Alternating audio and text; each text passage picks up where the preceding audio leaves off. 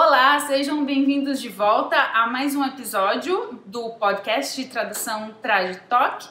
Hoje, neste episódio, estou aqui com a minha queridíssima amiga, que finalmente a gente conseguiu gravar um episódio com ela, e colega tradutora, a Carolina Ventura. Seja bem-vinda, Carol. Obrigada, Carol. Olha, pra mim é um prazer estar aqui com você. Primeiro porque eu adoro sempre que a gente tá junto em qualquer ocasião. Qualquer coisa que a gente faça, pra mim é um prazer. A gente tem a sorte de ser colega de trabalho, mas também amiga. Sim. Né? Então, pra mim, obrigada pela oportunidade de estar com você e de falar sobre o que eu faço. Imagina, eu que agradeço por você ter aceitado meu convite. Opa! E por estar me recebendo na sua casa mais uma vez, né? Minha casa é sua casa. Que delícia estar sentada no sofá batendo um papinho. Delícia mesmo, ainda mais sobre um assunto que a gente ama. É verdade. Bom, não é só porque ela é minha amiga, porque eu amo ela de paixão que eu convidei ela, né? Vamos ver o que a Carol tem a oferecer pra gente. A Carol, então, ela é tradutora no par de idiomas inglês e português desde 1992. E desde 2000 ela é tradutora juramentada, que é o motivo da nossa conversa aqui hoje. Ela é graduada e pós-graduada na área, né, em tradução, e é uma das coordenadoras do programa de mentoria da Abrates. Bom, Carol, então eu acredito que você possa começar a falar um pouco mais sobre seu início na tradução, seus estudos, só um pouquinho mais sobre você. Tá bem, então vamos lá. É interessante dizer que eu não escolhi ser tradutora assim de bate-pronto. Na verdade, eu errei a carreira. Não sei, quando eu tava eu acho assim difícil uma pessoa de 17 anos saber o que vai querer fazer da vida, né? A vida inteira, enfim. Eu não sabia, não tinha a menor ideia do que eu queria fazer. E eu tinha um nervoso por causa disso, porque, né? Ai, você tem... O que você vai prestar no vestibular? Eu não sabia. E você também não, né? Não. Pois é. Então, mais uma coisa que a gente tem em comum. Eu não sabia o que eu queria fazer. Daí meu pai é da área da saúde, meu pai é médico. E eu sempre admirei muito o que meu pai faz, né? Então eu falei, eu quero fazer alguma coisa na área da saúde também. Mas medicina não é pra mim. Então lá fui eu, prestei biologia, feliz da vida, fui lá prestar biologia, fiz um semestre e, pelo amor de Deus, detestei, assim, eu continuo adorando a área de biologia. Eu adoro traduzir textos da área de biologia, saúde, mas eu descobri que biologia, assim, para eu ser bióloga não tinha nada a ver comigo e desisti mesmo da faculdade. E aí a minha mãe perguntava assim, mas então o que você vai fazer, menina? E eu falei, eu vou fazer letras, eu vou fazer inglês, eu vou fazer tradução. Que na verdade eu sempre amei inglês e né, ficava traduzindo as coisas na minha cabeça. E, sim, era óbvio que eu tinha que fazer alguma coisa nessa área, só eu que não sabia. Daí eu resolvi. E deu um clique assim? Deu um clique. Quando eu falei eu não quero mais biologia, eu já sabia que eu queria tradução. Na verdade, eu sempre soube. Meio doida, né? Acontece nas melhores famílias. Pois é, quis ir atrás do meu pai, não deu muito certo não. Aí eu fui fazer tradução, prestei na PUC, passei e realmente foi amor à primeira vista. Desde o primeiro ano da faculdade eu falava, nossa, por que eu fui fazer outra coisa? Eu tinha que fazer isso mesmo, né? E, bom, eu sempre quis traduzir textos da área da saúde, foi o que eu fiz. Eu faço versões para o inglês de artigos da área da saúde, mas artigos científicos para revistas brasileiras que publicam também no exterior. Então, eu traduzo esses artigos para algumas revistas, mas também, como você falou, eu sou tradutora juramentada. Desde 2000, que foi o último ano que teve o concurso aqui em São Paulo, concurso público para tradutor juramentado. Legal. E, bom, tradução juramentada. Por que eu quis ser tradutora juramentada? Isso eu devo ao professor Francis Henrique Aubert. Ele é tradutor juramentado de norueguês, né, inglês. E quando eu estava no segundo ano da faculdade, sempre, né, todo ano tem aquelas semanas de letras, tradutor. Sim, A PUC sempre organizava alguma dessas. E no segundo ano teve uma dessas semanas, eu estava lá e veio o professor Francis Aubert fazer uma palestra, dar uma palestra para nós. E ele, nossa, ele parece assim um lord inglês super elegante, refinado, chegou lá e foi lá contar para nós sobre o ofício de tradutor juramentado, que eu nunca tinha ouvido falar. E aí ele chegou lá e contou o que era o tradutor juramentado, o que o tradutor juramentado fazia e tal. E eu fiquei escutando, eu lembro até hoje, eu fiquei escutando e pensando, nossa, mas é isso que eu quero ser. E aí ele falou, bom, já faz aí quase uns 20 anos que não tem o concurso, vocês fiquem espertos, porque é provável que a junta comercial, que são as juntas comerciais de cada estado, que fiscalizam e fazem elas é que regem o nosso ofício, né? A junta comercial provavelmente dentro de alguns anos vai começar a pensar em fazer um novo concurso, porque daqui a pouco vai precisar de mais tradutor juramentado em São Paulo.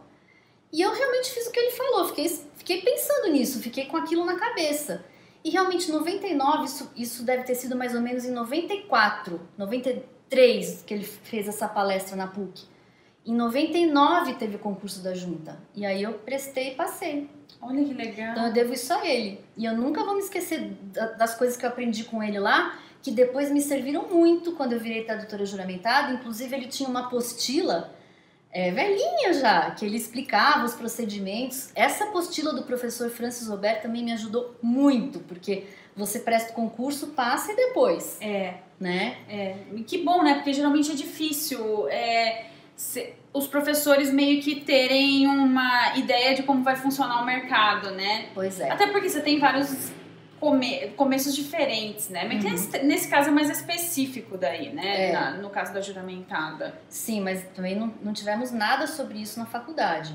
Eu lembro que pelo menos na minha também a gente não teve nada, não. Não, o máximo que a gente teve é porque a gente tinha uma aula de versão uma vez por semana com a Lúcia Helena França, que era, nossa, até hoje ela é juramentada, então ela era a única que dava versão, português para inglês na faculdade, para nós. Então a gente traduzia muitos textos jurídicos. Isso foi um pouco, mas assim, ela não que ela tenha explicado como é que era o ofício de tradutor juramentado, mas eu fiz várias traduções jurídicas por causa dela, na aula dela. Olha que legal. Mas assim, aí eu lembro que eu fiz um cursinho preparatório para o concurso, porque quando eu fiquei sabendo que ia ter o concurso, aí eu falei, meu Deus, como é que eu faço para passar nesse concurso? O que cai no concurso? Como é que é? Aí uma tradutora juramentada, que até já faleceu, fez esse... Eu lembro que eu vi na Veja São Paulo um anúncio falando curso preparatório para o concurso público para tradutor juramentado. Nossa. Aí eu falei, nossa, eu vou muito fazer esse curso, porque eu tava perdida, né? E foi por causa desse curso que eu passei, que ela era uma tradutora super boa, o nome dela era Ana Singoli. Ela fez esse curso... Ela fez a gente traduzir, era tipo um workshop mesmo. Todo dia que a gente ia na casa dela, o curso foi na casa dela. Ela ficava fazendo a gente traduzir lá as coisas na hora. Tinha lição de casa, era tudo texto jurídico, documentos pessoais, né? Coisas que a gente não... Ela falou, é por aí que vai cair no concurso. E foi por causa desse curso que eu passei. Olha só. Por causa do que eu estudei com ela. Eu vou dar só assim, te cortar um pouquinho. Sim. Que caso alguém não saiba, né, como que, assim, a gente vai falar mais, esse vai ser o assunto do dia, mas vamos voltar um pouquinho. Para quem é iniciante e não sabe, né, que tradutor juramentado é um esquema diferente, e para quem também não é da área e também não sabe, tradutor juramentado você tem que prestar um concurso público. Isso. Né? Não é igual o tradutor técnico normal, ou literário, que você não precisa, na verdade, teoricamente, você não precisa ter nenhum certificado ou curso, nem nada. Agora, o tradutor juramentado, ele precisa, então, prestar esse concurso. Então, são pessoas selecionadas que passaram no concurso que são juramentados, como é o caso da Carol. E aí, então, me fala um pouco mais de como que é a prova, assim, o que cai na prova. Ela é bem técnica mesmo, de tradução. Na verdade, a prova foi escrita e oral. Então, na prova escrita, teve texto para a gente fazer tradução do inglês para o português e teve texto para fazer versão, português para inglês. E depois teve a parte oral, que era... eu lembro que era bom, isso já faz quase 20 anos, né? Porque foi em 99, a gente está em 2019. Então, na verdade, esse ano faz 20 anos.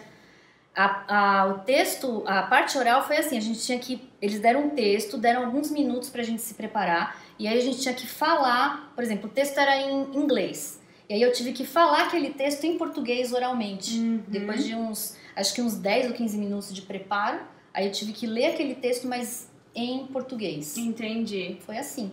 Eu lembro que um dos textos que eu tive que traduzir, que era do português pro inglês, era um texto de história. Que eu lembro muito bem que eu fiquei na dúvida, porque tinha lá Dom Pedro I, e eu não sabia o que eu fazia com aquele Dom. Se eu traduzia, se eu não traduzia, não sabia como assim, como é que fica Dom Pedro em inglês? Eu não lembro o que eu fiz. Eu já ia perguntar, eu tava aqui com a minha cabecinha, tipo, pergunta pra ela o que ela fez. Eu não lembro, eu acho que eu tirei o Dom e escrevi só Pedro. Boa! Eu não sabia o que fazer naquela, mas o que foi, eu não sei o que eu fiz, mas deu certo. Aparentemente, né? Legal, então, tipo, como o seu professor disse, né, que na época, que era mais ou menos 20 anos, a gente tá completando mais ou menos 20 anos agora. Você imagina se tem, o que você acha, assim, estando nesse meio? Se vai ter outro concurso em breve? Vai. Em setembro, acho que foi setembro do ano passado, a JuSesp, pela primeira vez, marcou, assim, um encontro, um congresso, digamos assim, que foi um dia só, um encontro entre a JuSesp e os tradutores juramentados de São Paulo. E nesse encontro, uma das coisas que foi falada é isso, que a JuSesp está preparando, está começando a pensar no novo concurso. Então, ela não deu datas, mas tá para acontecer, porque já faz 20 anos do último, então tá para acontecer o próximo. Legal. Eu não sei se agora esse ano não, porque é muito trabalhoso. Né? E são mais de 20 idiomas que tem, né? E imagino que como é um período muito longo que fica sem provas, que tenha muitos candidatos, né? Sim. Eu lembro que no último teve 6.000 candidatos. Passaram 1.300 mais ou menos. Nossa. 700 e pouco em inglês. Isso só no estado de São Paulo? Só no estado de São Paulo. Mas é que no estado de São Paulo é onde tem mais tradutores juramentados, porque nós somos poucos.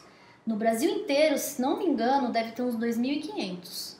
Até eu ia começar aqui, eu até esqueci, agora eu me lembrei. Eu ia começar assim a minha fala falando, olha, eu acho que deveria ter um Globo Repórter sobre os tradutores juramentados, daquele tipo assim, tradutores juramentados, quem são, onde vivem, do que se alimentam, como se reproduzem, porque ninguém sabe quem a gente é, e quando alguém tem que procurar um juramentado fica desesperado, né? Porque realmente somos poucos, né? Se você pensar no tamanho do Brasil e os milhões de habitantes, somos só, acho que 2.500, viu? Pensando em todo o território nacional, realmente. E se só em São Paulo, no estado de São Paulo, é 1.300, você falou, né? Os 1.300 são os que passaram. Fora os que já fora tinha, os que já tinham, mas acho que não são muitos mais. Nossa, realmente é muita gente. E o que é... Bom, primeiro, tem uma terminologia específica, né? Tradutor juramentado é o termo como comum. A gente é conhecido, é mais comum. Só que a profissão, na verdade, esse ofício se chama tradutor público e intérprete comercial. A gente, inclusive, tem uma sigla, né? Tradutor público e intérprete comercial, nós somos os TEPICs. Somos conhecidos como TEPICs. Entendi. Tá? E o que é que vocês traduzem? Olha, então, isso é interessante. Não é que a diferença entre a tradução juramentada e a comum não está no tipo de texto. Então, não é que nós só traduzimos contratos e documentos jurídicos. Não é isso. O que faz a diferença é o propósito ao qual a tradução se destina. Então, tradução juramentada, que é, na verdade, uma tradução pública, é todo e qualquer documento que precise ser traduzido para tramitar em alguma instância jurídica. Ou, por exemplo, aquele documento que veio de outro país, né, para cá, para o Brasil, está num idioma estrangeiro, vai entrar em algum processo, né, aqui no Brasil, um processo jurídico ou então um processo educacional. Então, por exemplo, a pessoa foi fazer ensino médio fora e agora quer fazer uma faculdade no Brasil. Ela precisa comprovar de alguma forma, né, ela tem que trazer para cá os documentos que estão no outro idioma, porque ela fez lá fora. Para esses documentos terem validade no Brasil, a lei brasileira exige que eles sejam traduzidos por um tradutor juramentado. Entendi. É por isso que nós existimos, porque a lei brasileira exige. Então, não é qualquer tradutor que pode traduzir aquela documentação. Se o documento vai ser usado para alguma finalidade oficial, ele tem que ser traduzido e a tradução tem que ser pública, ou seja, feita por tradutor juramentado. Agora, se é uma tradução para conhecimento do conteúdo, ela não vai ser usada para fins legais, então qualquer pessoa pode fazer. Porque aqui no Brasil a profissão não é regulamentada, Sim, né? Então qualquer pessoa que acha que dê para fazer a tradução, na verdade, pode fazer. Então, mas o que vocês traduzem? Sim, contratos, procurações, históricos escolares, documentos pessoais, mas também, imagina esse exemplo, uma mulher está traindo o marido com um estrangeiro. E aí o estrangeiro escreve para ela, eles saem para jantar, o estrangeiro escreve para ela uma declaração de amor em inglês, né? Que ele é inglês, americano, sei lá, no guardanapo lá do restaurante. Ela guarda aquilo na bolsa. Chega em casa, o marido que tá desconfiado vai dar um jeitinho de revistar as coisas dela, encontra aquele guardanapo com a declaração de amor, ou sei lá o que, escrito lá em inglês. Aquilo vai constituir, se ele quiser, divórcio e tal, e, enfim, pode constituir uma prova da traição. Aquilo lá vai ter que ser traduzido em guardanapo por um tradutor juramentado. Para constituir prova no processo. Para poder ser usado no processo. Como estava em inglês, só vale se for traduzido por um tradutor juramentado.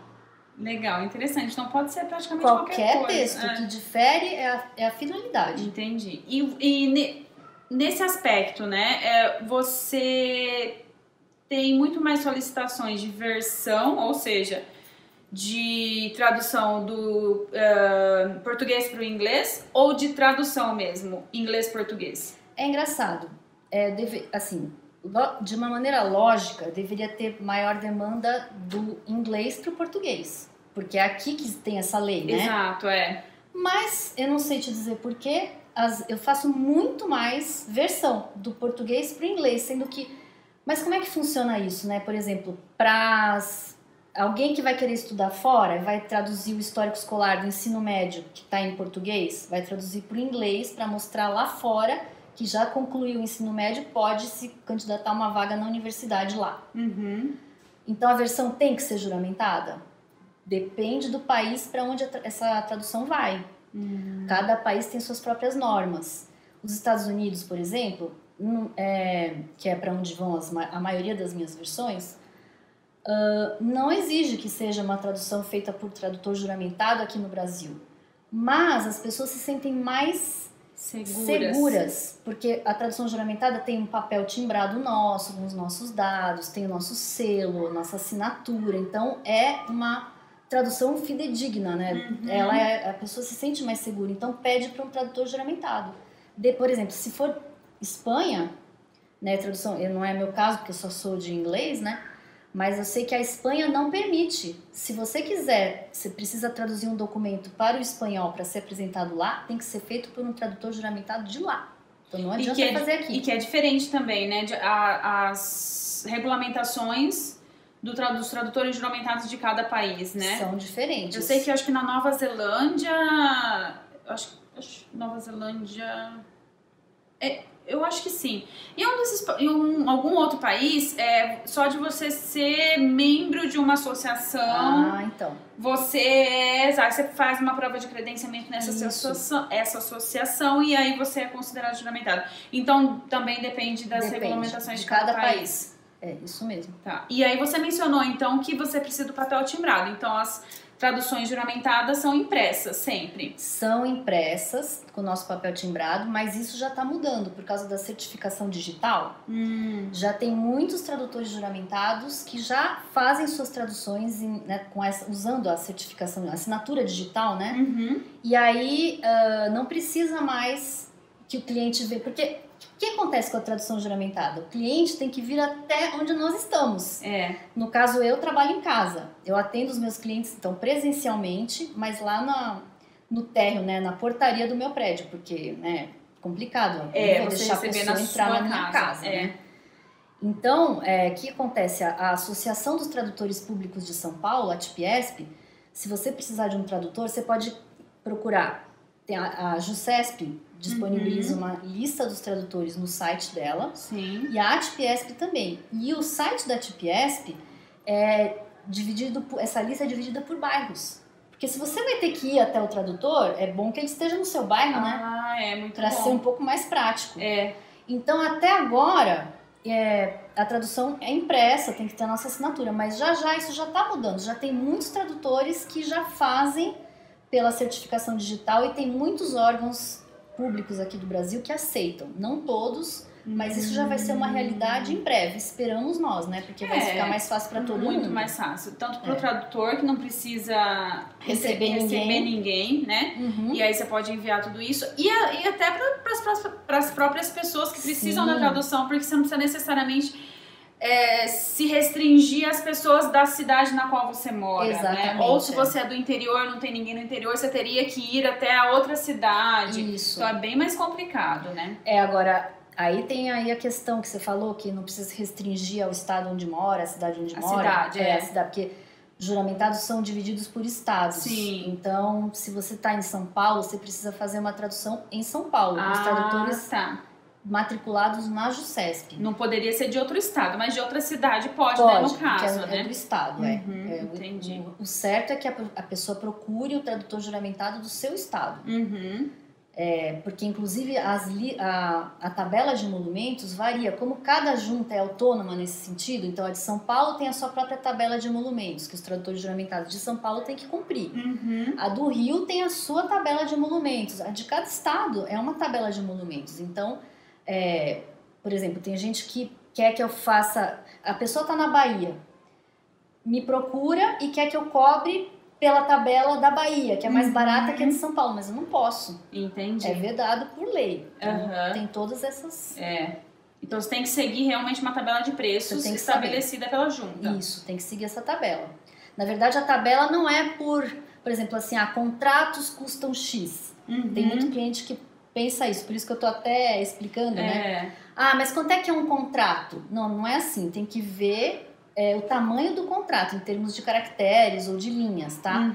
Então, a tabela das juntas, pelo menos a de São Paulo, eu tenho certeza, é assim.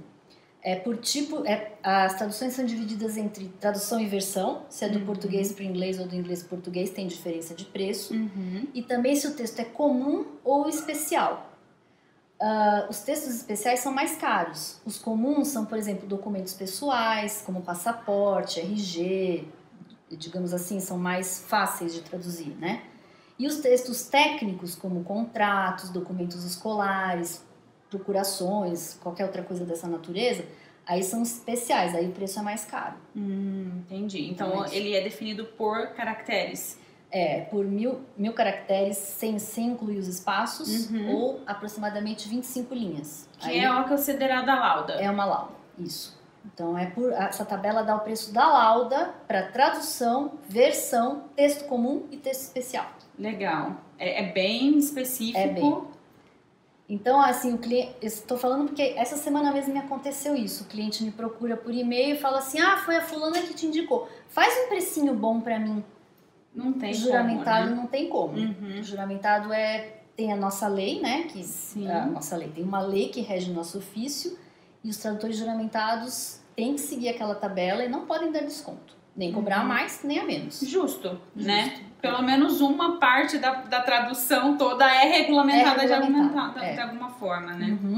Bom, eu acho que a gente poderia encerrar com você, de repente, dando algumas dicas para quem tem interesse em ser tradutor juramentado algum dia, né? E de repente seja de São Paulo e fique de olho aí num futuro concurso a ser aberto. Porque de repente se ela não encontrar um curso como você encontrou, né? Se não tiver, o que a pessoa poderia fazer para se preparar? Que dica que você daria? Bom, em primeiro lugar, há 20 anos não tinha as facilidades de hoje. Como é que você ficou de olho? Eu fiquei de olho porque eu fazia uma faculdade, depois fiquei em contato com os meus professores e de alguma forma essa informação chegou até mim. Mas hoje em dia, se você está em qualquer grupo de tradutores do Facebook, lá vai sair essa informação. Gente, vai abrir o concurso. Ou então também a pessoa pode ficar entrando de tempos em tempos no site da JUSESP, que lá com certeza vai estar anunciado, né? Então ficar de olho hoje é muito fácil. Essa informação vai chegar rapidinho em todos os cantos do Brasil, né? Sim. Agora, para se preparar, eu também tenho certeza que vai haver vários cursos quando sair a notícia de que vai ter um concurso, com certeza alguém vai dar curso pra isso, né? Ou, de repente, você, quem sabe? Eu tava até pensando nisso, menina. Não, olha só, veja bem. Com 20 anos aí de experiência... Pois é. Agora, como é que vai ser o concurso? Eu acho, assim, bem complicado, porque depende das instituições parceiras. A JuCesp vai ter alguma parceria... No meu caso, há 20 anos, a JuCesp fez uma parceria com a Universidade de Guarulhos, tanto que o concurso foi lá. Uhum. Então, vai depender aí dessa interação entre a JuCesp e essa instituição que eu não sei qual é e como que vai. Mas com certeza vai ter prova de versão, prova de tradução e alguma prova oral. Então, eu falaria o que para essa pessoa interessada? Treine fazer versão e tradução dos mais diferentes tipos de texto. Uhum. Como é que você vai saber se a sua tradução ou a sua versão estão boas? Você pode, por exemplo, se for tradução literária, você pode pegar já textos que já foram traduzidos, fazer a sua e depois comparar com alguém que já fez, né? Que já foi publicado. Existem vários documentos de empresas que a gente chama daqueles documentos bicolunados. Se não for literária, se for tradução corporativa, por exemplo, as empresas produzem documentos bicolunados, então tem o português e o inglês na mesma página. Uhum. Você pode, porque na tua família tem alguém que trabalha na empresa tal, pede para essa empresa, para essa pessoa trazer para você esse documento e você faz a sua tradução e compara com a tradução que a empresa produziu. A melhor coisa é você, sei lá, você conhece um advogado, o advogado que trabalha com documentação em inglês e português. Pede para ele exemplo de documentação em inglês, exemplo de documentação em português, para você ir treinando. O único jeito de passar é treinar. Se você ainda não é tradutor, então você vai ter que treinar a fazer tradução. Sim. E até se né? Depende muito da área, né? Pois é. Na verdade, quando eu prestei, eu nunca pensei que eu fosse ter que traduzir um texto de história. Eu achava que eu ia traduzir um texto jurídico. Ou desses documentos pessoais, que foi o que a gente treinou no curso. Mas olha só, chegou lá, eu traduzi um texto de história do Brasil por inglês. Então, assim, não tem muito como a gente prever o que vai cair. Né? Mas tente, você que está interessado, tente traduzir, treinar os mais diversos tipos de texto. Até um guardanapo. Em inglês. Veja bem. Um texto de amor, né? Uma declaração de amor. Tudo Pega a declaração do amor do seu namorado, deu no guardanapinho, traduz ela pro inglês. Eu fazia isso. Tudo que eu via, eu ficava pensando, como que eu traduziria isso? E aí eu traduzia. É legal. E porque também é um bom exercício para você treinar o cérebro, né? A pensar, tentar encontrar formas, soluções. Quanto mais você pratica, eu acho que mais à vontade você vai ficando, né? Mais o cérebro vai amaciando e se acostumando com o fato de você tentar soluções para os mais diversos problemas, porque inesperado vai ser. Não tem como prever. Não tem como. E o oral é a mesma coisa. Eu acho que... Eu gostei dessa solução que eles deram, né? Você pega um texto, tem uns minutinhos lá para se preparar e depois lê aquele texto na outra língua. Sim. Faça isso em casa. Né? Porque eu não sei se... Eu ficava pensando, meu Deus, como é que vai ser a prova de interpretação? Será que vai ser... A pessoa fala uma coisa e eu tenho que falar logo em seguida? Também pode ser assim dessa vez, né? Não sei. É verdade. Não foi daquela vez, mas pode ser que seja assim. Mas falando em interpretação, você não é intérprete. Você trabalha com interpretação também? Então, eu sou intérprete. Na verdade, o meu título... O título, né? Isso. É tradutor e intérprete. Eu já fui chamada para fazer interpretação consecutiva em tribunal. Isso não é comum para mim. Assim, porque é até interessante esclarecer isso. Então, eu não sou funcionária pública. Eu, como você, como qualquer tradutor, os clientes têm que chegar a mim. Eu posso fazer prospecção de clientes, mas eu não sou funcionária pública. Não é que agora eu tenho um salário fixo por mês, né? Sim, E eu trabalho e traduzo por mês uma quantidade X de documentos para o Estado. Não é isso. Então, eu tenho que sair atrás dos clientes como qualquer outro tradutor. Então eu fui chamada para interpretar só uma vez, que foi o Fórum Criminal da Barra Funda, aqui de São Paulo, que me chamou. Mas se me chamarem, irei com todo prazer. Legal. Mas eu não, é por um acaso não me chamaram, né? Comigo não. Entendi. É porque eu acho que também não é muito comum, aqui no Brasil, né? Eles não são tão acostumados, acredito eu. Não sei se eu tenho Então, demanda tem, né? porque tem muito estrangeiro aqui que às vezes precisa, né? Porque interpretação não é só coisas de, assim, criminais. Por exemplo, uma brasileira que vai casar com um estrangeiro aqui, então tem que ter um intérprete no cartório para traduzir para o estrangeiro as partes do casamento. É sempre uma tradução uma interpretação consecutiva. Uhum. O juiz, né, de casamento vai fazendo o casamento, e o intérprete, né, juramentado, vai traduzindo vai interpretando, né, pro estrangeiro. Mas eu tenho várias colegas que fazem isso direto aqui, mas eu nunca fui chamada. Ah, tá, entendi. Deve ser uma questão mais de acaso mesmo. É um acaso, que eu não sei porquê, não chegou em mim isso. Bom, talvez seja algo bom, né? Ou não sei. Eu, particularmente, prefiro fazer tradução escrita. Prefiro. Do que interpretação. Não me sinto muito à vontade, porque eu não tenho treino de intérprete. Não tenho. Mas nunca se sabe, né?